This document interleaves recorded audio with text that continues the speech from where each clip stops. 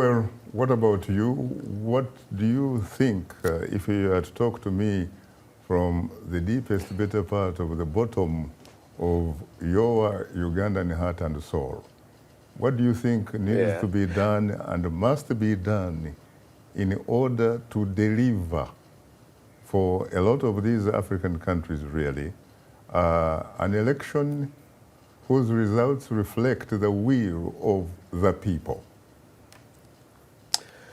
You know, Shaka, Africa is at different stages of development. Now, there are some things that we have started getting right, some things that we are getting wrong. You posed the question, how do you get an electoral commission that is independent when the people choosing are the ones that are in power? So we have not yet at least sort of managed to be able to sort of smooth that transition. But with every election that comes, you find that people are getting increasingly engaged.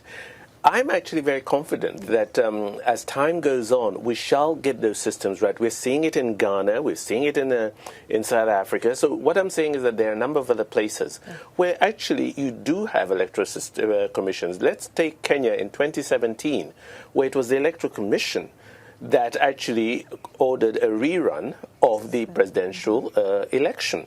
And so what I'm saying is that, and that had never happened before in East Africa. So what I'm saying is that we have a few steps forward, we have many steps back, but I think over time, and please remember the point I made before, when the people are ready, there is nothing to stop the people. We've seen it in Sudan, we've seen it in Zimbabwe, we saw it right across North Africa. Yes, they will have military opposition, maybe even sort of gunning them down.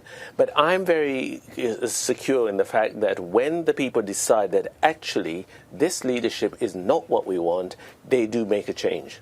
You mentioned Kenya and you talked about how the Electoral Commission made history. You probably actually meant the Supreme Court of... Sorry, okay, right, yeah. So, yeah, I've been saying eventually, but what I'm saying is that the commission, and there was a process, my apologies, but there was a process that actually led to a rerun of an election, something that we had never seen before. But that is only... So what I'm saying is... Yes.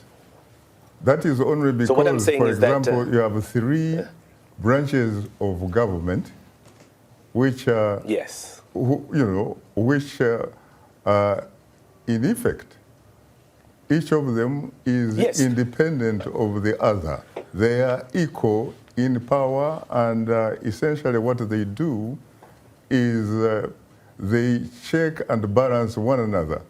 But you have a situation in many countries where on paper, yes, you do have an independent legislature.